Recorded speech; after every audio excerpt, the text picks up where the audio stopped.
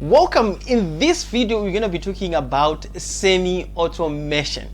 I'm going to explain exactly what semi-automation means and the series of principles, guiding principles of starting a successful online business.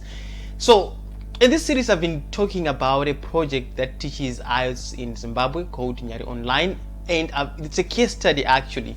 So we are looking at the 9 guiding principle steps that can help you to kickstart a successful online business. If you have missed the ebook, please go ahead and download the ebook that is going to guide you, which is really the guiding principle. Okay, so now when you're talking about semi-automation, let me explain exactly what it means. Okay, but before I do that, remember, I want you to remember the 9 guiding principles by heart and by your head. So let us just shout them out, so that when these 9 guiding principles are always in your head and in your heart, you will be able to translate opportunities when you come across them.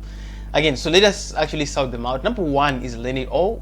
Number 2 is market research. Number 3 is creating or finding the product. Number 4 is creating the buying environment. Number 5 is traffic. Number 6 is traffic again. Number 7, we're looking at semi-automation, and then number 8, we're looking at automation, and then we're looking at your own recipe. I'm going to explain exactly what this means. So there's a statement that goes like, if it's not done by me, it's not done right, which is a challenge for a lot of entrepreneurs as they are getting started in business. I used to have that challenge as well. So your business, I'm going to tell you, it's going to give you a lot of signs. Our business talks to us, okay? Wherever you are in business, at any level, our business gives us indications. A very good example, sometimes when I was in Zimbabwe, I would go to the bank. And when I go to the bank in Zimbabwe, the normal of Zimbabwe is that you can go to the bank for 2 hours. You can stand in the queue, or you can actually stand in the line for like 1 hour, okay, waiting for money. So it could be a client that have sent you money from abroad, or a client that has sent you money around Zimbabwe, and you're supposed to stand in the queue. So I found myself that a lot of my clients were sending me money, okay, and each time I would spend like an hour or 2 in the bank waiting for the money to collect. Then I realized, okay, why can I not have someone to go to the bank on my behalf, and then I focus on the things that are really important. So my point is, all these guiding principles, 9 of them, you don't have to rush to get to a certain point, but at some point your business is going to tell you what to do. Okay, so with regards to the case study that we are talking about, when we started Nyari Online, this is what we had to do at some point. Okay, so one of the things that we had to do is to make sure that we are using money that we get paid, and then we would go to another person to photocopy our papers so that we can give the students so that they can actually read. And then we said, hold on a second, we are spending an hour or 2 each and every morning to get someone to photocopy the papers for us. And then what we then had to do, we had to buy a photocopying machine. We had to raise money and buy a photocopying machine from the sales that we are making, so that we can photocopy the papers in-house. Okay, that's one thing that we had to do as well. And the other thing that we had to do as well, we realized that a lot of our clients were asking for our banking details. So sometimes I would use my personal bank account, and I would use another person's personal bank account, and then clients would deposit money. And there is an indication that your business is telling you, okay?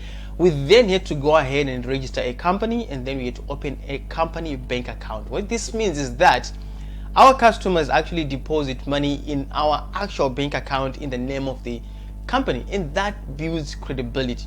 So as an entrepreneur, in the first stages of business, remember, on the early stages, you may find yourself doing the accounting, you're going to be doing the logistics, you're going to be doing the actual service, you're going to be offering the support and things like that.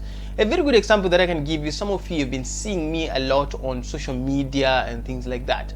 And if I tell you that I'm not always the one who does that, okay, I have a team behind me that you're going to learn about in the future that does that for me. So instead of me waking up in the morning and making sure that my WhatsApp is updated, I need to send that email, I need to post on Facebook and things like that, I just hired someone to do that on my behalf. One of the greatest challenges right now in Zimbabwe is unemployment. So the moment you have a lot of WhatsApp going on and things like that, you can just have someone to do that for you, and then you can pay them on a monthly basis. That is what we have actually done.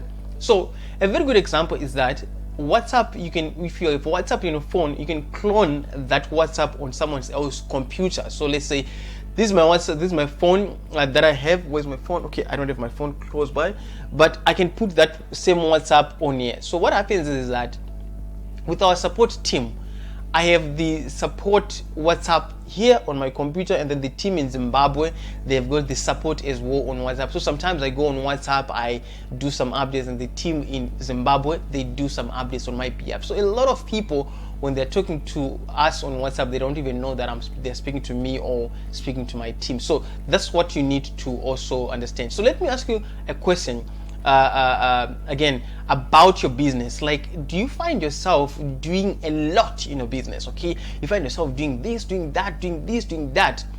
A lot of entrepreneurs, they have that challenge. So you need to make sure that you do what I call semi-automation. Now, the definition for semi-automation, we are simply saying that you are now outsourcing some of the operations of your business to two people, to two things actually. Okay, should I say people, things? Okay, to two categories. Okay, you are now outsourcing, or you are giving tasks to two categories.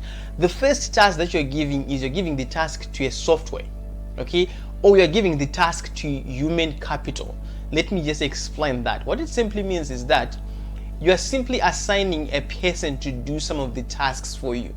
You're going to be partly involved in the business. At the same time, someone is doing that for you. Or you can hire a software that does that on your behalf. A very good example, one of the softwares that I've invested in is a software that do online bookings for me. Okay, so what I do is I set a time that, guys, between Monday from 5 p.m. to 8 p.m. I can be online with you, make a booking, and then someone makes a booking, let's say 5 days before, and then he's going to send them an email to say, yeah, you've made a booking, we're going to see you on the at this and so date. And then 24 hours before the actual booking, it also sends another email. It's actually automation. It also sends another email, and then 1 hour before the actual meeting, it actually sends another email, and then the meeting is done. So now it's something that I was doing manually. So when I have a meeting with someone, I confirm the meeting, and then I have to call them manually to say, are you coming for the meeting, and things like that. But in this case, we have hired a software to do that on our behalf. So when I call this semi-automation, I'm not saying you're handing over everything to people and softwares, but you're handing over part of the processes of the business to people and softwares as well, so that they can actually do it for you. And then you can be in between, going in to check some of the messages, some of the updates, what is happening, and things like that. So I wanted to hear your thoughts in the comment section. I want to hear if you get struggle by doing a lot of things on your own and things like that, and what is your business right now telling you to do in terms of semi-automation, in terms of hiring people. Should you use a software? Are you really overwhelmed in your business, or you are yet to get to that stage whereby you need that? So that's what I wanted to share with you today about semi-automation. And with that said, I can't wait to see you in the next video where we talk about automation. Thank you so much, and bye for now.